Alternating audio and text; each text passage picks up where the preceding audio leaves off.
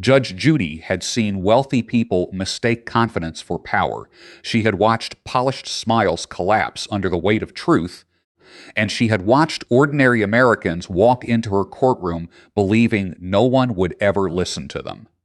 But even she paused for the briefest moment when the sharply dressed woman pointed across the courtroom and said with a dismissive laugh, "You're just a servant in a black robe. You work for people like me." The courtroom froze. No one spoke. The bailiff instinctively shifted his weight forward. The plaintiff tightened his grip on a worn leather folder resting on his lap. Even the cameras seemed to capture the silence differently, as though the room itself understood that something irreversible had just happened. Judge Judy didn't respond. She didn't interrupt. She simply looked at the woman for exactly 47 seconds. It wasn't anger that filled the courtroom. It was something far more dangerous. It was patience.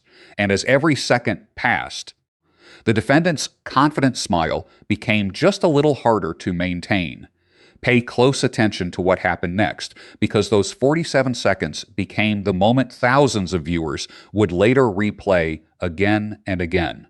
The woman believed she had humiliated the judge. She had no idea she had just revealed the single weakness that would destroy her entire defense. Before this story goes any deeper, make sure you're subscribed for more unforgettable courtroom stories like this. If you're new here, subscribe now and let us know in the comments where you're watching from, because this case is about to take a turn that no one inside that courtroom expected. At first glance, the lawsuit looked almost ordinary. A dispute over an expensive home renovation. Money, invoices, broken promises. Nothing about the paperwork suggested that this hearing would become one of the most emotionally unforgettable cases anyone in the gallery would witness. But appearances often lie. Experienced judges understand something that most people never notice. Innocent people usually explain. People hiding the truth usually perform. Judge Judy quietly opened the case file, already sitting on her bench. She had read every page before court began, yet she deliberately avoided looking at the documents again. Instead, her attention stayed on the defendant, Vanessa Cole, elegant designer suit, perfectly styled hair. Diamond bracelet catching the courtroom lights. She smiled with the confidence of someone who had never been forced to answer difficult questions before. Across the room sat Thomas Bennett, 68 years old. A retired high school maintenance supervisor. His gray jacket had been carefully pressed, but the cuffs showed years of wear. His shoes had been polished by hand. Resting beside him was an old leather folder whose edges had cracked with age. Most people in the courtroom assumed it contained receipts. Judge Judy suspected it contained something much more important. Sometimes truth doesn't arrive wrapped in expensive evidence. Sometimes it arrives folded inside an old folder carried by someone who has nothing left except honesty. Thomas never looked toward Vanessa. That detail mattered. Victims searching for revenge often stare at the person who hurt them. People carrying disappointment usually stare at the floor, Judge Judy noticed. The narrator could almost feel the courtroom breathing more slowly. Vanessa folded her arms and leaned comfortably against the defense table, whispering something that made her attorney force an uncomfortable smile. She looked completely relaxed, too relaxed. People who believe they've already won often make their biggest mistake before the first question is ever asked. The plaintiff's attorney stood and briefly summarized the dispute. Thomas claimed Vanessa's luxury renovation company accepted nearly $80,000 for work that was never properly completed. Instead of fixing dangerous structural defects, the company allegedly abandoned the project and blamed Thomas for creating unrealistic expectations. Vanessa had responded publicly. She called him confused, old, forgetful. She insisted he was simply trying to exploit a successful business owner for easy money. When someone cannot destroy the facts, they often try to destroy the person carrying them. Judge Judy had heard that strategy thousands of times. It almost never aged well. Then something unexpected happened. Thomas slowly reached into the old leather folder. He didn't pull out a contract. He didn't remove photographs. Instead, his trembling hands carefully lifted a small brass house key attached to a faded blue ribbon. The entire courtroom looked confused. Even Vanessa laughed softly. "A key?" She whispered loud enough for several people to hear. Judge Judy didn't laugh. She stared at the key much longer than anyone expected, because sometimes the smallest object carries the heaviest truth. No one in that courtroom yet understood why that old key mattered. But Judge Judy already suspected it connected every lie Vanessa had told. And the first question she was about to ask would begin unlocking everything. The brass key rested quietly on the plaintiff's table, but somehow it had already become the most important object in the room. Judge Judy did not touch it. She simply looked at Thomas Bennett. "Mr. Bennett," she said calmly, "before we discuss contracts or invoices, tell me why that key matters." The question surprised everyone. Vanessa Cole rolled her eyes, clearly expecting another sentimental story designed to win sympathy. She leaned back with folded arms. "This isn't a therapy session," she muttered. Judge Judy didn't even acknowledge the interruption. Silence, she knew, often exposed more than confrontation. Thomas carefully picked up the old key, turning it over between weathered fingers that had repaired schools, fixed broken boilers, and unlocked thousands of classroom doors during more than 3 decades of honest work. His voice was steady. "My wife tied this ribbon on it 12 years ago. The courtroom became noticeably quieter. She said I'd never lose it if she made it colorful." He smiled for only a second. Then the smile disappeared. "She passed away 3 years ago." Even Vanessa's attorney lowered his eyes. The narrator understood something the courtroom was only beginning to realize. This case had never been about $80,000. It was about what that house represented. Sometimes people sue because they lose money. Sometimes they sue because someone destroyed the last place where their happiest memories still lived. Judge Judy folded her hands together. She had heard thousands of stories involving damaged homes. But grief has a rhythm that cannot easily be faked. Real pain rarely arrives with dramatic speeches. It appears in the smallest details, the careful way someone protects an old object. The pause before saying a loved one's name, the effort it takes not to cry. Bodies confess before mouths do. Thomas continued. He explained that after his wife Margaret died from a long illness, he had promised himself he would finally complete the kitchen renovation they had planned together for nearly 15 years. They had saved little by little every overtime shift, every repaired furnace. Every delayed vacation, every birthday spent staying home instead of traveling. That renovation wasn't meant to increase the home's value. It was supposed to fulfill the last promise he had made to the woman who had shared 41 years of his life. Judge Judy noticed that Thomas never once looked toward Vanessa while speaking. His attention stayed fixed on the old key.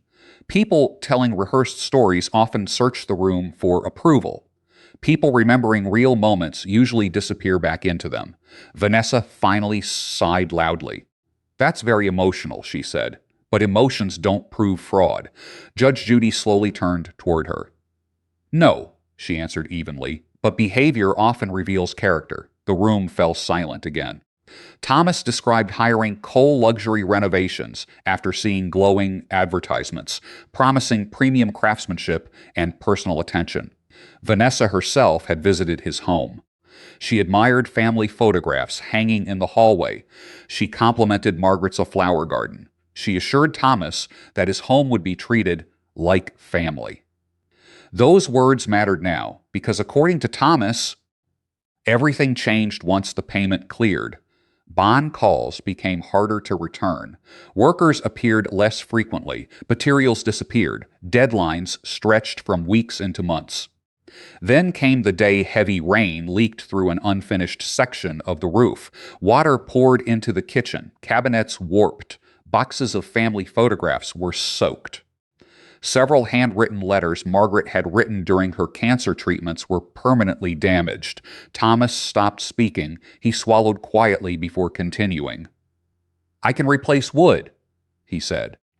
"I can repaint walls, but I can't replace her handwriting." The courtroom remained perfectly still. Even the bailiff looked away for a moment. Judge Judy had seen expensive property disputes before.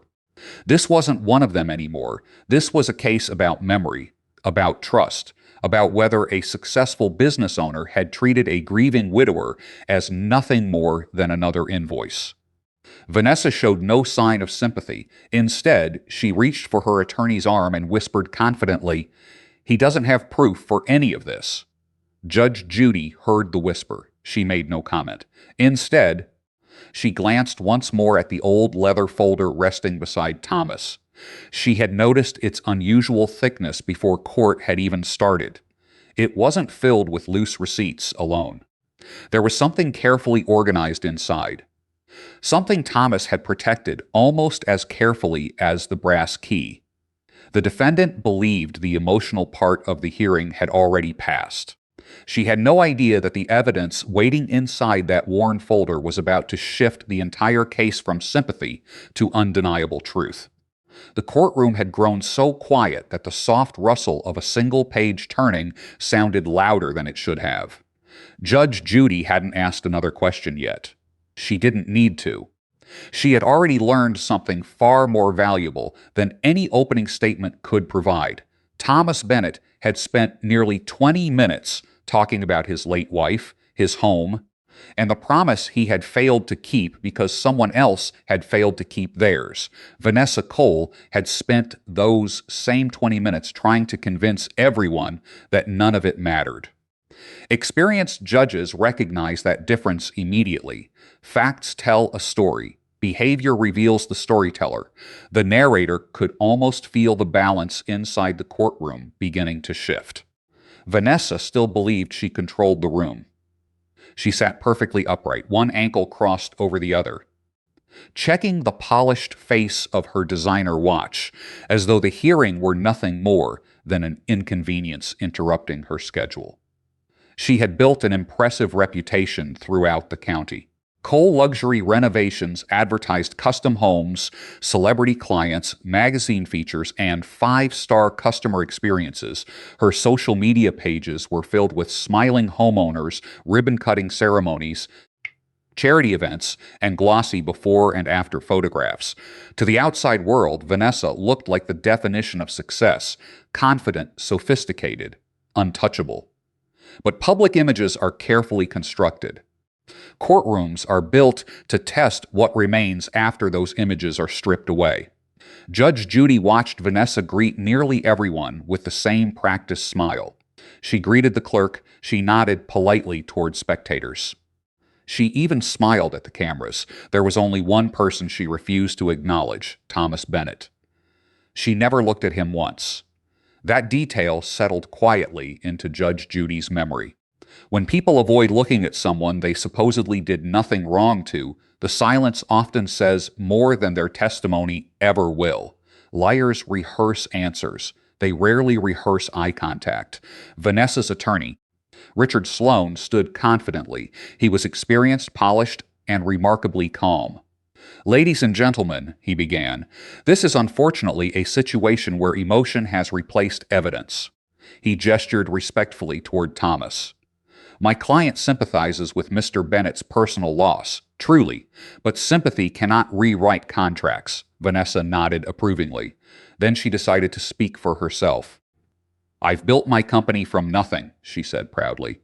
"Hundreds of satisfied customers, millions of dollars in completed projects.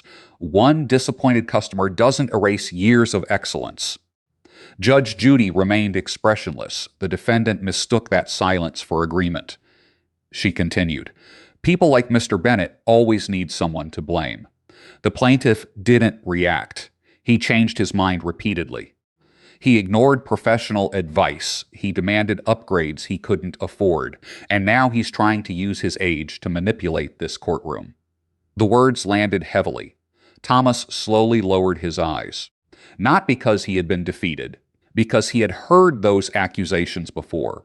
When someone cannot defeat the facts, they often attack the dignity of the person presenting them. Judge Judy noticed Thomas's hands. They never shook while discussing money. They trembled only when Vanessa questioned his honesty. That distinction mattered. Money hurts. Being called a liar after losing someone you love hurts differently. The gallery remained perfectly still. Several spectators exchanged uneasy glances. Even Richard Sloane shifted uncomfortably as Vanessa continued speaking without restraint. Then came the sentence that changed everything. Vanessa leaned slightly forward, smiling directly at Thomas for the very first time. People stop taking you seriously after a certain age. You just haven't realized you're there yet. The room seemed to lose its air. No one moved. No one coughed. No one looked away. The plaintiff's attorney slowly closed his notebook. The bailiff instinctively took one measured step forward. Judge Judy finally lifted her eyes. Not quickly. Not dramatically, deliberately. She studied Vanessa for several silent seconds. People often reveal their true character when they believe they have already won. This wasn't merely an insult.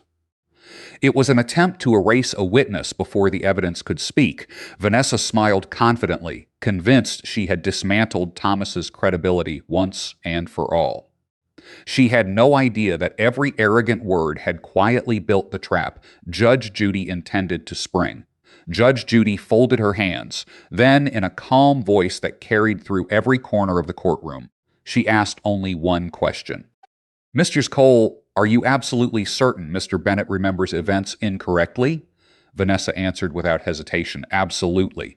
Judge Judy gave the slightest nod. "Good." She reached toward the old leather folder. The defendant smiled, believing she was about to watch an old man fail. She never noticed the faint expression crossing Judge Judy's face.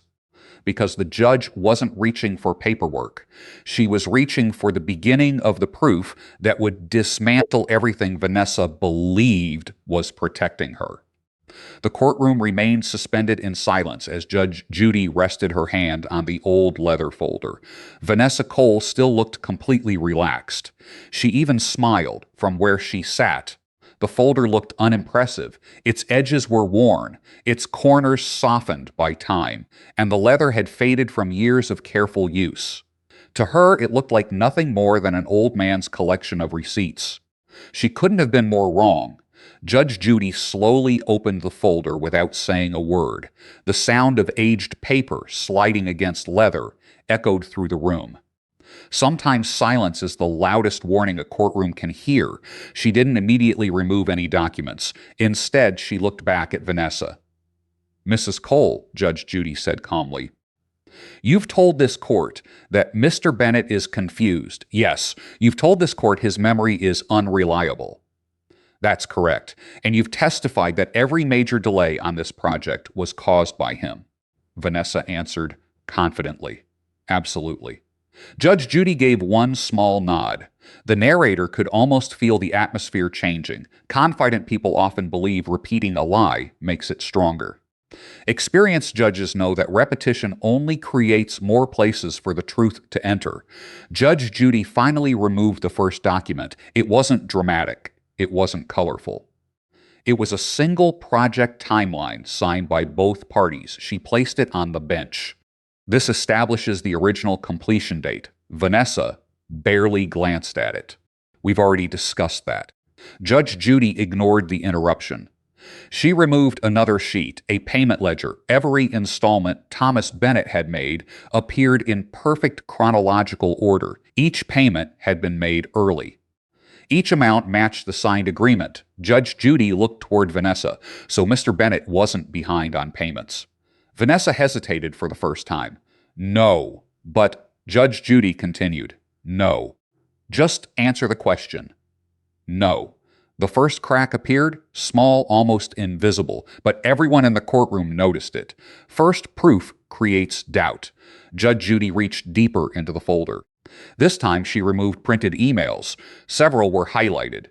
Each message showed Thomas politely asking for updates. Each response from Cole Luxury Renovations promised workers would return Next week. Week after week. Month after month. Judge Judy quietly read several dates aloud. The promises continued. The work did not. Vanessa shifted in her chair. They were construction estimates. Unexpected delays happen. Judge Judy didn't argue. She simply handed one email to the clerk, then another, then another. The stack slowly grew. People hiding patterns rarely expect someone to organize time against them. The narrator noticed something else. Vanessa had stopped smiling. Her attorney leaned toward her and whispered something impossible for the gallery to hear. She answered with only a quick shake of her head. Judge Judy noticed that too. Then she reached into the folder one more time. This time Thomas quietly spoke. "Your Honor, if I may." Judge Judy looked at him. "You may." Thomas carefully removed a sealed brown envelope that had remained untouched until now. Unlike everything else in the folder, it carried no labels. Only one sentence had been written across the front in neat handwriting. "Please open only if she says I imagined it." The courtroom stopped breathing. Even Vanessa stared at the envelope. Judge Judy slowly turned it over in her hands. "When was this prepared?" she asked. Thomas answered softly. "The week before I filed the lawsuit." "You expected she'd attack your memory?" Thomas nodded. "My wife always said people who usually attack the person before they attack the facts." Judge Judy's expression didn't change, but something in her eyes did. Truth doesn't always arrive loudly. Sometimes it arrives prepared. The judge carefully opened the envelope. Inside were several photographs, not of damaged walls, not of unfinished construction. The first photograph showed Thomas and Margaret standing together in the nearly completed kitchen weeks before demolition began. Judge Judy studied it. Then the second. The third. Each image contained something almost nobody else would have noticed, the brass key, hanging from the exact cabinet hook beside the kitchen doorway, visible in every photograph, always tied to the same faded blue ribbon. Judge Judy slowly placed the photographs beside the key lying on the bench. She wasn't proving where the key belonged. She was proving something far more important. Thomas remembered details because those details had become part of his daily life. The attack on his memory was beginning to collapse. Vanessa swallowed.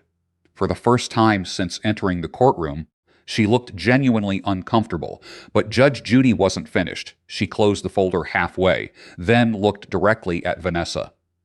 "Miss Cole, there is one item still inside this folder. You've insisted this entire case rests on Mr. Bennett's faulty memory. If that's true, then what I'm about to show shouldn't concern you at all." The courtroom became so quiet that even the faint hum of the overhead lights seemed deafening. Whatever remained inside that old leather folder was no longer just evidence. It was the final piece of a carefully built ladder, and Judge Judy was finally ready to reveal the one item Vanessa had spent months hoping no one would ever see. The silence inside the courtroom had become almost unbearable. No one looked away, not the bailiff, not the attorneys, not even Vanessa Cole. Judge Judy rested one hand on the old leather folder, while the other carefully reached inside. She didn't rush. Timing had always been one of her greatest tools. People expecting an explosion often become careless during silence. Vanessa tried to recover her confidence with a nervous smile. "Is this another sentimental photograph?" she asked. Judge Judy never looked up. No. She slowly removed a slim black flash drive. It was attached to a small paper tag written in Thomas Bennett's careful handwriting, security backup. The confidence disappeared from Vanessa's face before she realized it. Judge Judy noticed, so did everyone else. Real fear does not always shake. Sometimes it becomes perfectly still. Judge Judy looked toward the court clerk. "Please connect this to the courtroom monitor." Vanessa's attorney immediately stood.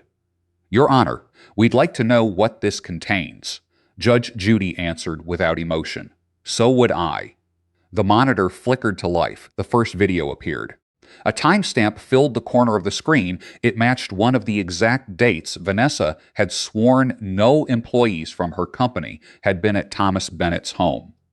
The courtroom watched as Thomas unlocked his front door with the same brass key now resting on the judge's bench. The blue ribbon hanging from it was impossible to miss. He stepped aside. Minutes later, 3 workers wearing Cole luxury renovation shirts entered the home carrying equipment. Judge Judy paused the video. She looked at Vanessa. "You testified your crew wasn't there that day." Vanessa swallowed. I wasn't personally supervising every job." Judge Judy didn't respond. She simply pressed play again. The next 15 minutes changed everything. The workers could be seen removing protective coverings from the unfinished roof before leaving unexpectedly. Dark storm clouds rolled overhead. No temporary covering was installed. No emergency protection remained. The workers drove away. Less than an hour later, heavy rain began pouring through the exposed roof. Water flooded directly into the kitchen. The courtroom remained frozen. Thomas lowered his eyes. He had lived that moment once already. He wasn't interested in watching it again. Judge Judy quietly stopped the video. "First, you claimed no work occurred." She held up one finger. "Then you admitted workers were present." A second finger. "Now we've watched them leave the property unsecured." A third finger. The facts appear to be changing. Vanessa's attorney leaned toward her, whispering urgently. She shook her head. "No," she whispered back. "There's another explanation." Judge Judy heard enough to ask the obvious question. "Would you like to offer it?" Vanessa forced herself to stand. The weather changed unexpectedly. Judge Judy raised one eyebrow. The forecast issued 12 hours earlier predicted severe thunderstorms. She reached into the folder again. This time she removed printed weather alerts sent to every licensed contractor working in the county. Thomas had highlighted the date. Judge Judy placed the alert beside the construction schedule, beside the payment ledger, beside the photographs, beside the brass key. The proof ladder was complete. Each piece alone created questions. Together, they created certainty. The narrator could almost feel the pulse of the courtroom changing. Confidence had crossed the room. It no longer belonged to Vanessa. Judge Judy reached into the folder one final time. "This," she said quietly, "is the document I've been waiting to discuss." She unfolded a signed internal inspection report from Cole Luxury Renovations. The report had never been given to Thomas. It had been completed 2 days before the storm. Across the final page, one handwritten sentence stood out. "Roof temporarily unsafe. Delay work until weather passes." The signature belonged to Vanessa Cole. The courtroom erupted into shocked murmurs. The bailiff immediately called for order. Judge Judy didn't need to raise her voice. She simply looked at Vanessa. "You personally approved delaying the work." Vanessa stared at the report, her lips parted. No words came out. "You knew the roof wasn't protected." Silence. "You knew the storm was coming." Silence. "You still accepted full payment." Silence. Judge Judy slowly closed the folder. Bodies confess before mouths do. Vanessa's shoulders sank. Her carefully rehearsed confidence collapsed under the weight of her own handwriting. She hadn't been defeated by emotion. She hadn't been defeated by sympathy. She had been defeated by evidence she created herself. Thomas quietly reached for the old brass key. For the first time since entering the courtroom, he allowed himself a small breath. Not because he believed he had won, because someone had finally believed him. But Judge Judy wasn't finished. The verdict, and one unforgettable sentence that would leave the entire courtroom speechless, was still to come. The courtroom stayed silent long after Judge Judy closed the folder. Sometimes a verdict is obvious before a single word is spoken. This was one of those moments. Vanessa Cole remained standing, her eyes fixed on the inspection report bearing her own signature. Only minutes earlier, she had carried herself like someone who believed the courtroom existed for her convenience. Now her shoulders had fallen, and the confidence that had filled the room when she walked in had completely disappeared. Judge Judy folded her hands. "There is something every contractor owes a client," she said calmly. "It isn't perfection. It's honesty." No one interrupted. You accepted payment. She tapped the payment ledger. You promised completion. She tapped the signed contract. You received repeated warnings. She touched the weather alert. And despite knowing the roof was unsafe before a predicted storm, you allowed your crew to leave the property exposed. Judge Judy looked directly at Vanessa. That wasn't an unfortunate mistake. It was a conscious decision. Vanessa finally found her voice. I never intended for his home to be damaged, Judge Judy answered immediately. Intent doesn't erase responsibility. The words landed with unmistakable force. Richard Sloan quietly placed a hand on Vanessa's arm, silently urging her not to say another word. She ignored him. I built my company from the ground up, she insisted. One misunderstanding shouldn't destroy everything. Judge Judy's expression never changed. This courtroom isn't judging your advertisements. It is judging your actions. The narrator could almost feel the emotional weight shift once again. For nearly the entire hearing, Vanessa had defended her reputation. Thomas Bennett had defended the truth. There is a difference. Reputation depends on what people believe. Truth survives what people discover. Judge Judy turned toward Thomas. Mr. Bennett, he looked up. You didn't come here asking this court to restore memories that were lost. No, Your Honor. You came here asking this court to recognize that what happened to your home and to your wife's belongings mattered. Thomas nodded quietly. Yes. Judge Judy paused for several seconds before delivering her ruling. This court finds overwhelmingly in favor of the plaintiff. A quiet wave of relief spread through the gallery. Missums. Cole is ordered to pay the full amount of proven financial damages, including repair costs directly resulting from the negligence established by the evidence presented today. She continued. The court also finds that your written inspection report demonstrates knowledge of a foreseeable risk that was never disclosed to your client. Judge Judy looked toward the clerk. A certified copy of today's evidence will be made available to the appropriate state licensing board for whatever administrative review they consider appropriate. Vanessa's face lost what little color remained. She understood exactly what that meant. The money would hurt, but an official review of her contractor's license could affect everything she had spent years building. Judge Judy leaned forward slightly. Then she delivered the one sentence the courtroom would remember long after the hearing ended. Character isn't revealed when business is profitable. It's revealed when keeping your promise becomes expensive. No one spoke. No one needed to. The sentence seemed to settle over the courtroom like a final judgment that reached far beyond the lawsuit itself. Thomas slowly picked up the old brass key. His hands still trembled. Not with fear. With relief, he carefully tied the faded blue ribbon into a small knot exactly the way his wife had taught him years earlier. Judge Judy noticed. She smiled almost imperceptibly. It wasn't the smile of someone celebrating victory. It was the expression of someone watching dignity return to a person who had nearly lost faith that anyone would believe him.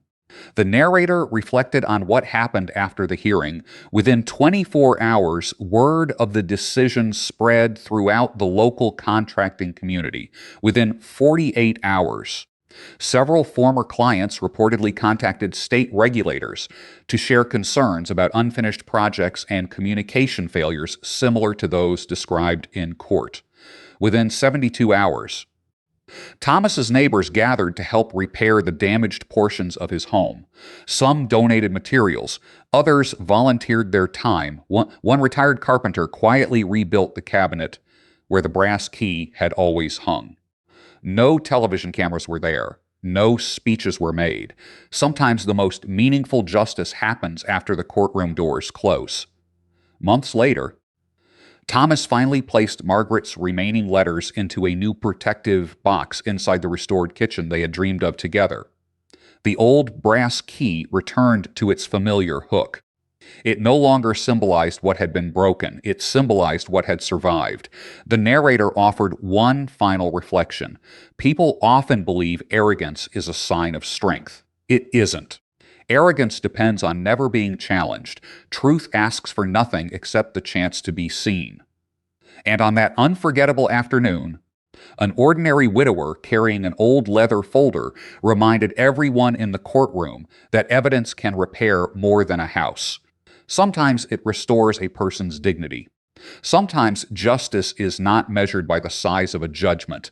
Sometimes it is measured by the quiet moment when someone who has been dismissed, doubted, and disrespected finally hears a judge say, "I believe you." If this story reminded you that integrity still matters, don't forget to like, subscribe, and share for more unforgettable courtroom dramas. And let us know in the comments. What was the moment that convinced you Vanessa had already lost the case?